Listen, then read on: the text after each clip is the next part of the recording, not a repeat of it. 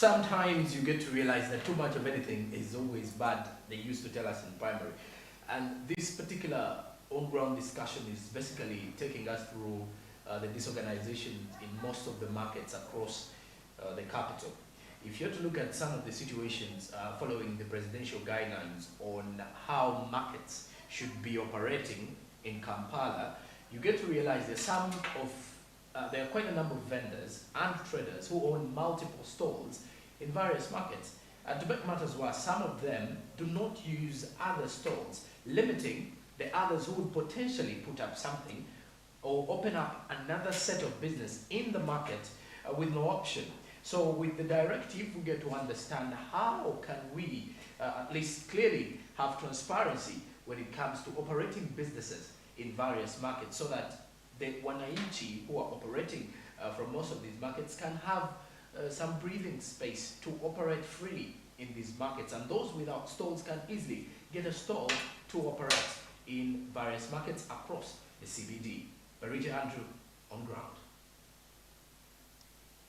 Thank you very much, Jerome Paul Sonko. And today we are discussing matters regarding the Wandegeya market. And recently, that was last week, the Prime Minister was over right there trying to solve the issues, the stall issues within that market.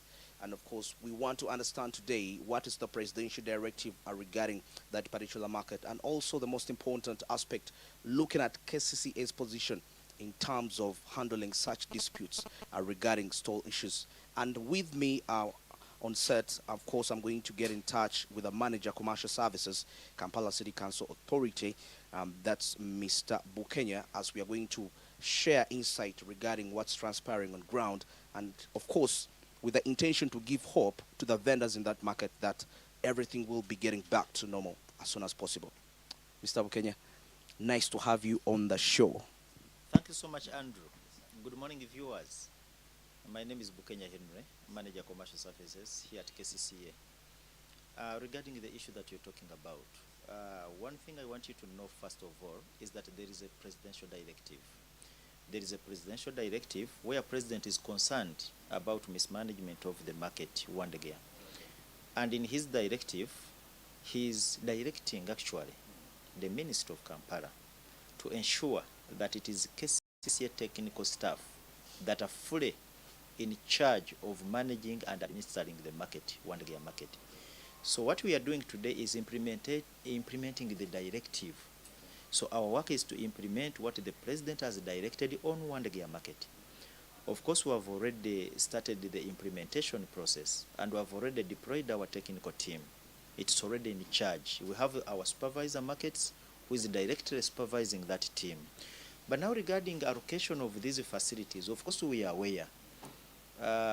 Wandegeya has a very big history, if I can say, that there was a time when those markets were full before it was redeveloped into one big facility. And there was an issue of people who used to have multiple facilities in the other old markets. And now, because this was a redevelopment, when the new facility was completed, there had been signing of MOUs for people to retain the number of facilities they used to own. Now the President is coming up and said this is a market that is supposed to be for poor people, and one of the directives is that ownership of multiple facilities should cease. So that is one of the things that we are going to implement immediately.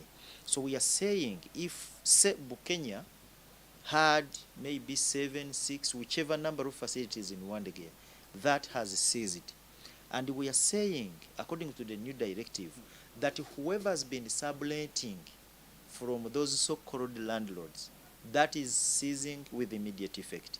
So what we are going to do in our implementation process is to ensure that the so-called now tenants who have been renting from the so-called landlords are now going to be fully in charge of those stores. So we are looking at this, that if they have been paying the so-called landlords maybe 300,000 per month, that is ceasing.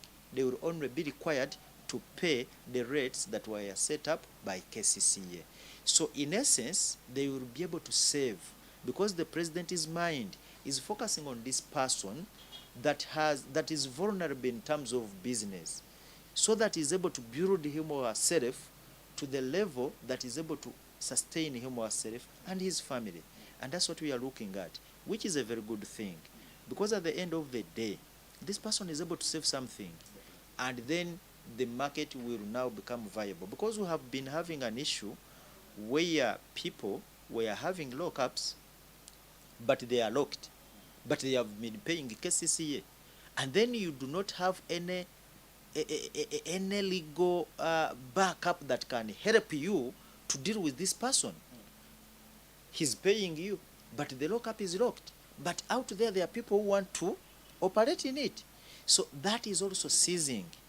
So what we are going to do, and what we need to tell the public, that the Prime Minister guided that whoever has locked any lockup in the market for more than 6 months, let them come and remove their items. Otherwise, if they don't, we are going to open those lockups and take whatever possession that will be there to our stores in Nakawa. But of course, now it will be costly for them to regain those items. So we just want to encourage them. If you looked a lockup and it has been locked for more than 6 months, come and remove. You have only today to remove those items, only today. If today passes, tomorrow will be another story.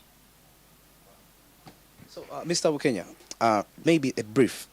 I wanted us to understand, vendors would want to know why Wandegeya market, and is there an assurance that these disputes won't resume again? Because you said the major cause was one person owning a number of stalls. You know, could have been one of the, not even could, is responsible to spark off those disputes. What's the assurance vendors should have that once this is implemented, it will be followed up and none of these cases will rise up again? Because they are wondering why their market. Is this also happening in other markets? You see, why Wandegeya first? Wandegeya is one of the new markets that were built under MATIP, Markets and Agricultural Trade Improvement Program. In brief, MATIP. MATIP was looking at redeveloping markets to create better working conditions for our vendors. Why is it that we are starting with Wandegeya? It's because of Wandegeya being new. It's a new market. We want, if we are to manage it for so many years to come, then we must handle these disputes. We must handle these issues. Which issues are actually affecting the vendors in terms of them doing their business? So we are starting with Wandegeya because we want to ensure that this newborn baby called the Wandegeya market is able to grow into that huge and big business hub. In fact, that's what I want to call it, so that it benefits the poor person who might have started as poor, but to a level where government will be now able to benefit from this person. So that's why we want to put that emphasis on Wandegeya. It is our child in terms of markets, so that these are the new markets that we are going to construct as government do not have similar issues. So we must put that much emphasis on that market, and we want to assure our vendors that business will improve. That is one of the challenges they have been facing actually. Saying, you see, our market is very beautiful, but it's not business-wise viable. So that's what we are trying to work on. And so many other issues which have been affecting their business operations. Yes. So you said today is the deadline. Today is the deadline. So for all those who are watching Smart TV, let them be informed that if you have a store in Wandegeya which you are sealed for more than 6 months, take this opportunity to come and open it today, and you remove your items, you remove your belongings that are in there. Otherwise, if you don't, we are going to open them, and then these items will be taken to our store. But you see, when they are taken to our store, it is not easy for you to get them because it will require a court process. That's why we don't want them to suffer. So that now these opened lockups can be allocated to people who want spaces to work. Okay. That's what government is focusing on. Yes. So once that is done, so let's give it an estimation of things will by tomorrow, things will be back to normal, like any other market. You cannot say they will be back to normal because it is not one day thing. We open, we remove items, then we have to look at those people who are applying to take up these facilities, then you vet them, because again, we don't want somebody to come and apply for a lockup when he's already operating a very big shop somewhere in Chikubo. We must be very critical on who is going to be allocated. In fact, priority will be given to vendors who have been operating on Kampala streets so that they have the opportunity to work in a better organized environment so that they grow their businesses. You know, we are not allowing any more vending on our streets. So those are going to be given a priority. So that cannot be a one-day thing, but the process, the entire process has started in ensuring that the business in Wandegeya is well streamlined for our vendors to benefit. Well, very, very, very interesting aspect right there. And of course, for those of you that are watching Smart24 TV, the information has come from the head of commercial services, that's Kampala City Council Authority. The deadline is today for any lockups that have been there and no work has been going on. Today is the day to come and remove all the merchandise into those particular aspects. And of course, other individuals take on this market. Maybe Mr. Bukenya, another thing, maybe the last aspect, maybe you can elaborate more about it, because this market has gone through a lot ever since it began. Like you said, the vendors, the market looks beautiful, I've been there, but the rate at which business is running.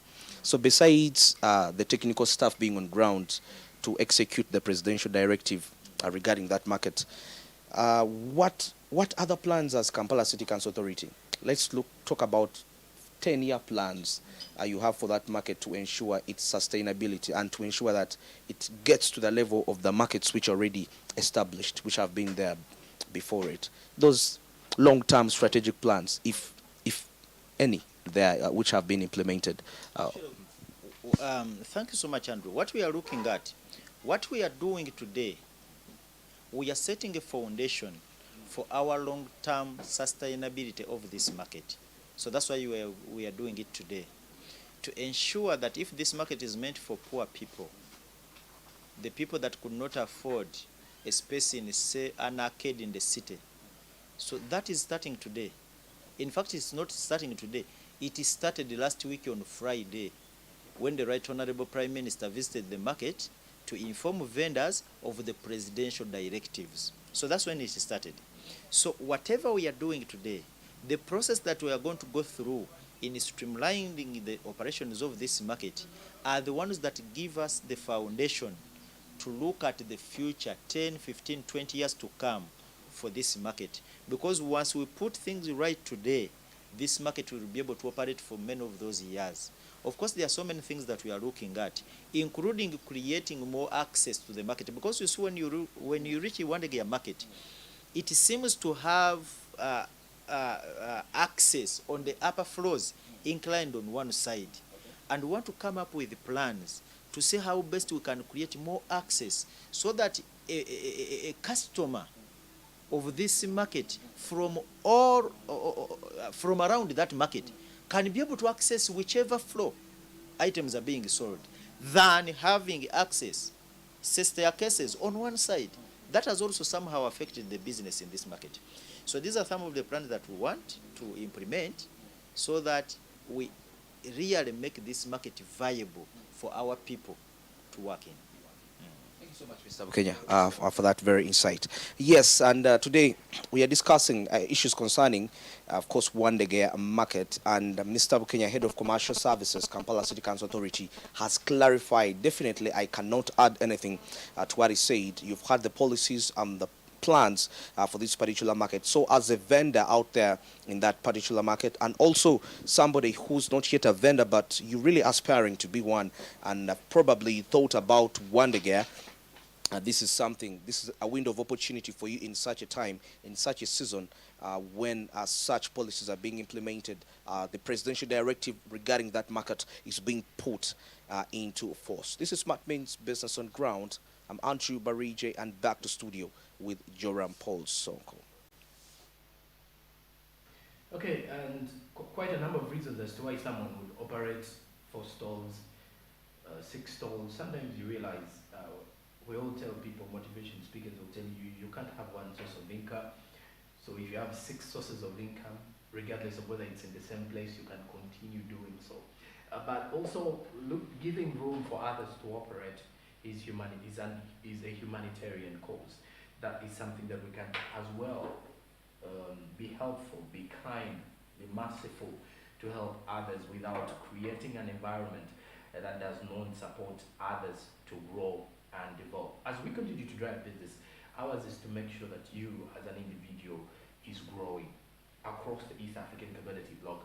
Business growth is a fundamental cause for anyone starting up, however small it may look like.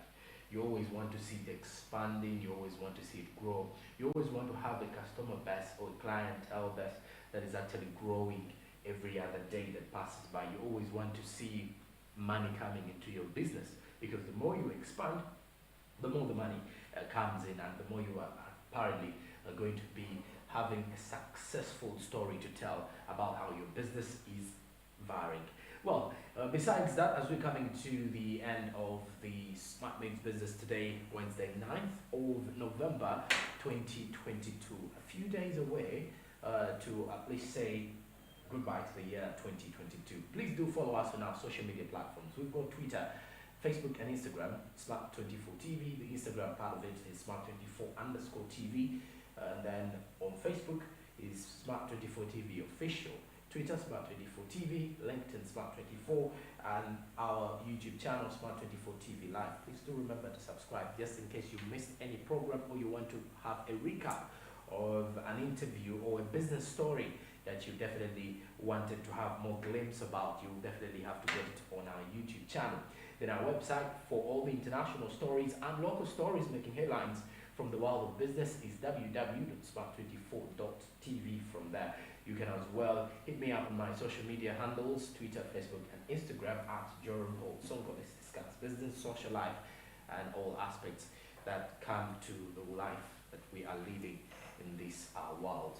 We are on mainstream, GoTV channel 394, DSTV channel 372. That is where we strategically stand in making sure that we drive your business from all the sides of the coin. Lots of things are happening across the region. Looking at the Kenya Airways pilots who are ordered to return to work on Saturday when they went on strike. Apparently, lots of businesses were put on a halt, and some of those who were lucky used the jumbo jet, which was an alternative at the time. So a directive has been set, which was set yesterday. Means that the Kenya Airways pilots are supposed to return and resume to work today, Wednesday. And of course, those are some of the things that are happening across the region as well. Last week, the Kenyan president did ask the Kenyans to increase on the taxes they pay. So asking all businesses to pay taxes. But also besides that, remember when the Uganda Revenue Authority just recently released a report for Q1 of the revenue collections and tax mobilization that was happening in Uganda, Q1 financial year 2022-2023, you get to realize that they apparently raised a surplus in regards to the taxes that were collected. So as you look through the business world, there's also something that you need to be very cautious about: your movement on the road. Just recently here, every other month, the police releases a report on border accidents. We all use these borders, but make sure that you talk to this person who is actually leading you to your destination, to be very vigilant on the signposts, on how they drive, on how they ride, whether it's a taxi, how do they drive on the road, so that we can minimize the continuous road accidents that are costing us, our relatives' lives, and of course various incidents of being hospitalized in a way that is costly for anybody. So stay cautious, stay safe, have a blessed day. Good morning.